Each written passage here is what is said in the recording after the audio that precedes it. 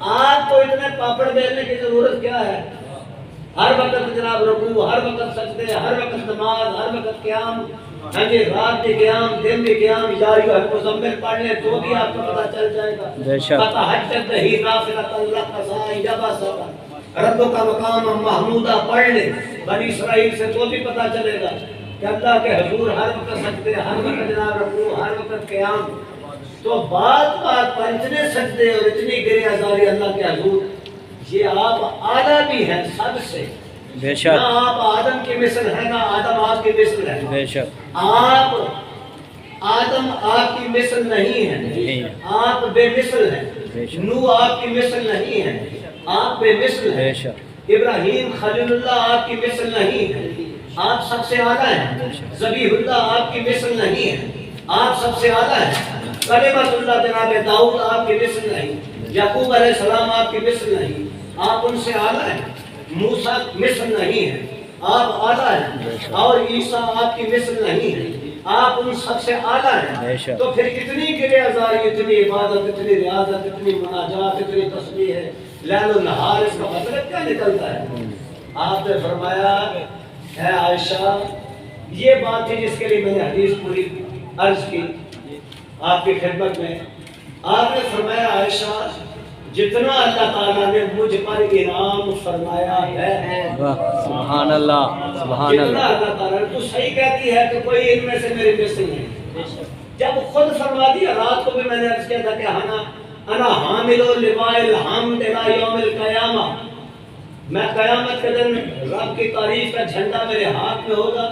اور ابو حریرہ رضی اللہ تعالیٰ فرماتے ہیں انا سید ولد آدم الی یوم القیامہ، میں قیامت کے دن تمام اولاد آدم کا سردار ہوں گا۔ بے شک، جب سردار قیامت کے دن بھی سردار، آج بھی سردار، عالم ارواح میں بھی سردار، تو یہ تو اعلیٰ ہونے کی دلیل کامل ہے، یہ تو اعلیٰ ہونے کی دلیل کامل ہے۔ اور پھر کا رسول فضلنا بعضهم علی بعض، تیسرا ستارہ شروع ہوتا ہے، منہم من کلم اللہ ورفع بعضهم درجات، یہ بھی اس بات کی دلیل کامل ہے کہ آپ جیسا کوئی نہیں، آپ جیسا کوئی نہیں، لہذا آپ سب سے اعلیٰ ورفع ہیں۔ تو پھر عزیزان اکرامی قدر، لا تعداد حدیث اور لا تعداد آیات ربانی، اس متن میں اور اس سیاق و سباق میں میں عرض کر سکتا ہوں، حالانکہ میں عالم دین نہیں، لیکن اتنی مجھ میں یہ اللہ تعالیٰ کی توفیق سے یہ استطاعت ہے کہ میں آپ کی تسلی اور تشفی کے لیے آیات اور حدیث کو لا سکتا ہوں۔ لیکن مسئلہ یہ ہے، اختصار پیش نظر ہے، بات صرف اتنی ہے کہ حضور نے فرمایا، کریم آقا علیہ السلام نے، اے عائشہ رضی اللہ تعالیٰ عنہا صدیقہ کائنات، اس میں کوئی شک نہیں ہے کہ جتنا انعام اللہ تعالیٰ نے مجھ پر فرمایا ہے، سب سے زیادہ انعام مجھ پر ہے۔ لیکن اے عائشہ، جتنا مجھ پر احسان ہے اتنا شکر بھی تو واجب ہے نا۔ سبحان اللہ، نعرہ تکبیر، نعرہ رسالت، نعرہ حیدری، نعرہ غوثیہ، حضور قبلہ عالم پیر سید مدثر حسین شاہ صاحب، آستانہ علی علی پور سیدان شریف، تنویر لاسانی، جتنا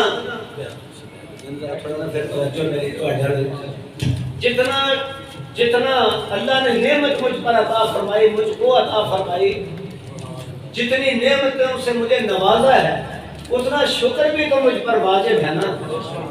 تو ظاہر ہے، جتنا کہتے ہیں آنکھ غنی طرح تو محتاج طرح، بھائی جتنا آپ میں سے مالدار ہوگا، اللہ کے حضور اتنا جھکا ہونا چاہیے۔ ظاہر ہے اللہ تعالیٰ نے نعمت سے نوازا ہے، تو جب نعمت سے نوازا، جتنی نعمت عطا کی ہے اتنی گردن نیچے ہونی چاہیے۔ یہ جو پھلدار درخت ہے، یہ پھلدار درخت شیخ سعدی فرماتے ہیں یہ جھکے ہوئے ہیں، اس لیے کہ یہ اللہ تعالیٰ کی نعمت کے شکرانے کی وجہ سے جھکے ہوئے ہیں، کیونکہ یہ پھل دیتے ہیں، اللہ تعالیٰ نے ان کو پھلدار بنایا ہے۔ اور سفیدہ دیکھ لیں، سفیدہ کا درخت کہاں آسمان کی بلندیوں کو چھو رہا ہے، لیکن ایک طرف کو نام کوئی نہیں، معلوم ہوتا ہے جو اکڑتے ہیں وہ بے ثمر ہوتے ہیں، وہ بے پھل ہوتے ہیں، دنیا و آخرت میں ان کے لیے حصہ نہیں ہوتا۔ عزیزان محترم، اس لیے نبی مکرم سرور کائنات فخر موجودات علیہ السلام آپ کے ارشاد گرامی کے مطابق جب آپ سب سے بڑی نعمت ہے تو پھر ظاہر ہے اور اتنی بڑی نعمت ہے کہ اللہ تعالیٰ نے لوگوں کو نعمتیں عطا فرمائی اور آپ کو نعمت عظمیٰ بنا کر بھیج دیا. لوگوں کو رحمت سے حصہ عطا فرمایا, آپ کو رحمت کامل اور رحمت للعالمین بنا کر بھیج دیا. بے شک, سبحان لوگوں کو اللہ, فضل سے حصہ دیا اور آپ کو فضل کامل فضل کبیر بنا کے بھیج دیا. سبحان اللہ. اتنا فضل ہے جو نصوص قرآنیہ کی شکل اور نصوص قرآنیہ کی روح سے آپ ملاحظہ فرما سکتے ہیں کہ قرآن حکیم آپ کو فضل کبیر بھی فرماتا ہے, آپ کو رحمت للعالمین بھی فرماتا ہے. بے شک. تو عزیزان گرامی قدر, جب سب سے بڑی نعمت آپ ہیں اور مولانا ظفر علی خان صاحب کا شعر تو میں لازم پڑھتا ہوں, وہ فرماتے ہیں کہ دنیا میں رحمت دو جہاں اور کون ہے, دنیا میں رحمت دو جہاں اور کون ہے, جس کی نہیں نظیر وہ تنہا تم ہی تو ہو.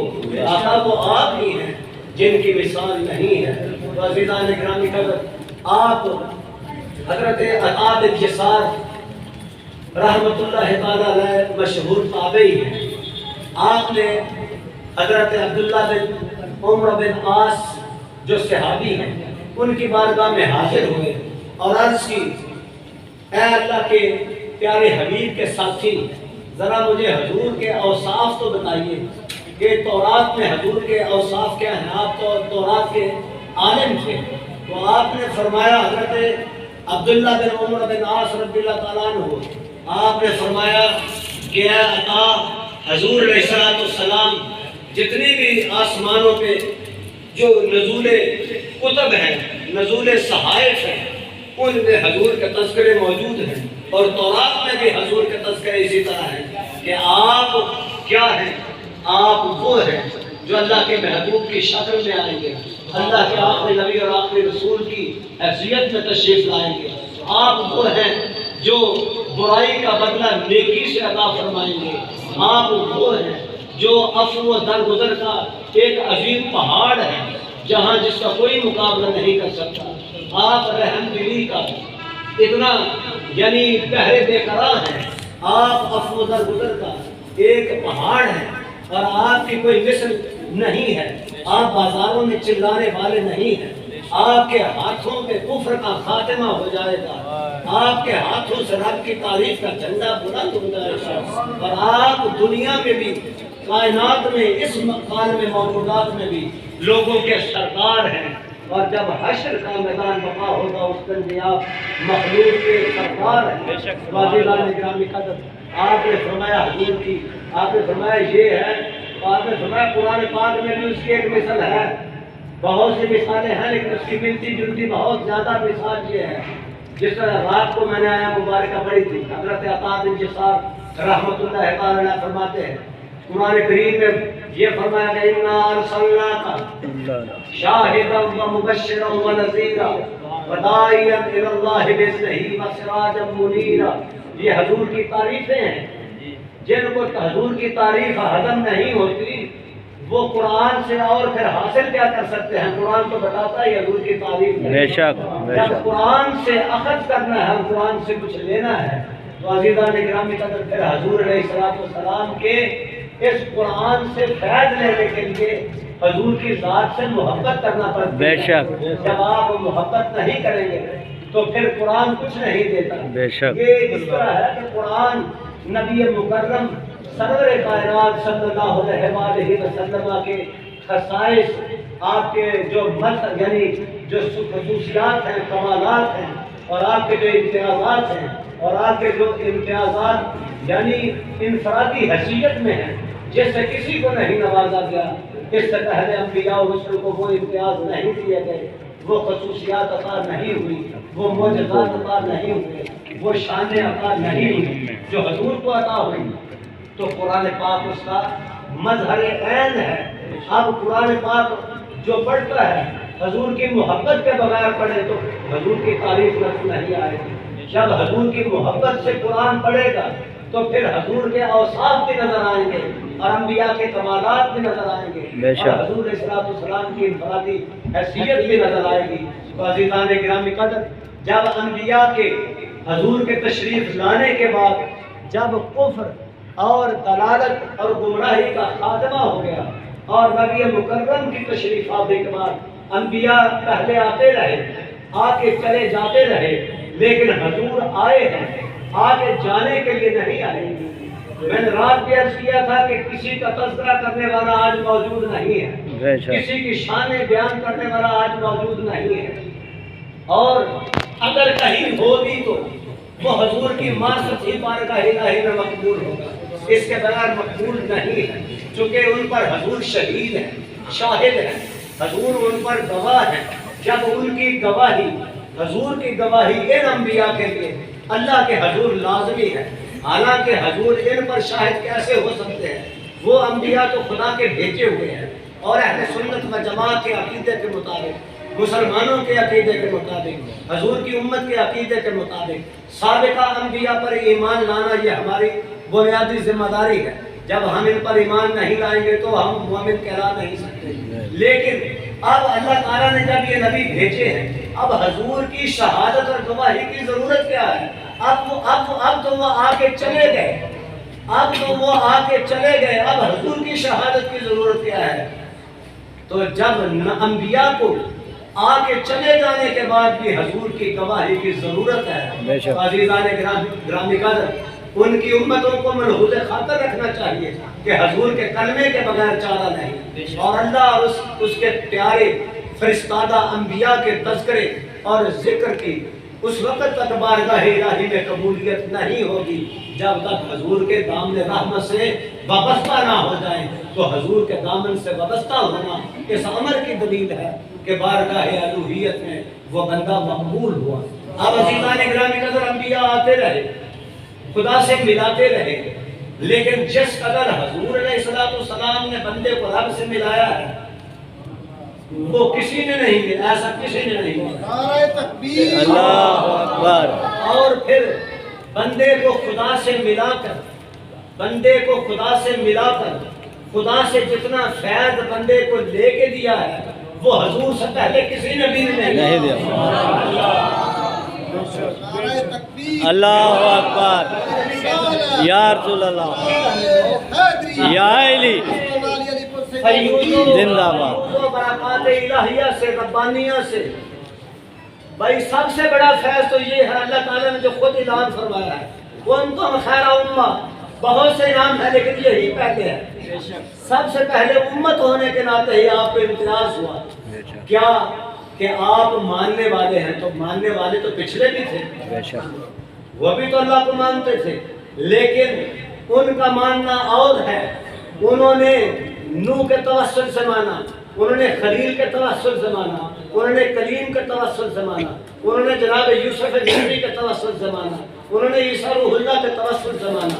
رب کو مانا ایک، لیکن وسیلہ ان کا تھا، لیکن ہم نے بھی رب کو ایک مانا، بے شک، لیکن وسیلہ مصطفیٰ کا ہے، بے شک، سبحان اللہ۔ مصطفیٰ کا ہے، تو ان کا ماننا رب کو اور ہے، رب وہی ہے، توحید وہی ہے، وحدانیت وہی ہے، مقام وحدانیت وہی ہے، مقام توحید وہی ہے، مقام ربوبیت وہی ہے، مقام الوہیت وہی ہے، اس میں کوئی شک نہیں ہے۔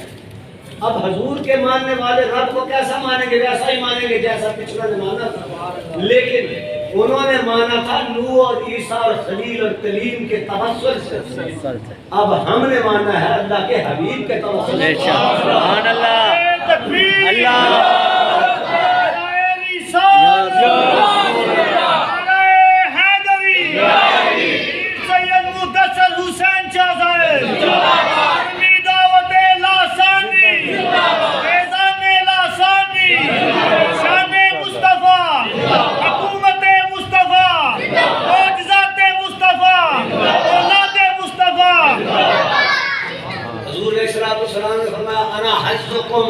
من الانبیاء، انا حظکم من الانبیاء وانتم حظی، میں انبیاء میں سے تمہارے حصے میں آیا ہوں اور تم امتوں میں سے میرے حصے میں آئے ہو۔ جو حضور کا حصہ ہے امت کی شکل میں، وہ امت سب امتوں سے اعلیٰ ہے، اور یہ امت مصطفیٰ کریم کے حصے میں آئے نبیوں میں سے وہ امام الانبیاء تو اے امت تمہارا نبی سب سے اعلیٰ ہے، یہ فرق ہے۔ انا حظکم من الانبیاء وانتم حظی، تم میرے حصے میں ہو اور میں تمہارے حصے میں ہوں۔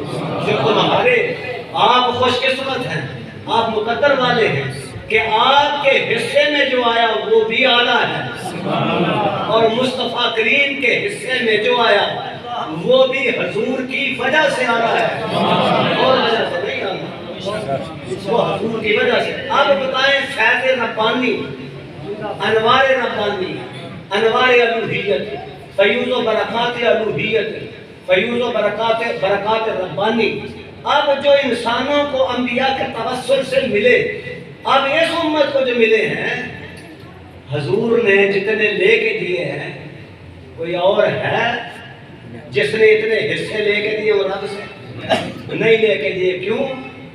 ایک بندہ جو بانڈنا نا شاید دیکھا بچپن تو لے تو ایک بندہ شاید بانڈنا تقسیم کرتا، قاسم تقسیم جو کرتا نا تو اپنا حصہ چلو نہیں کھانا، ڈنڈی تو نہیں مار دو، اپنا حصہ بچا کے رکھ لینا ہے، میرا حصہ تو ظاہر وہ شرعی طور تے ہوتا ہوندا ہے، تے جدوں اودے سامنے کوئی من پسند بندہ آندا نا تو آندا ہے بے شک خیانت نہیں نہ ہوئی۔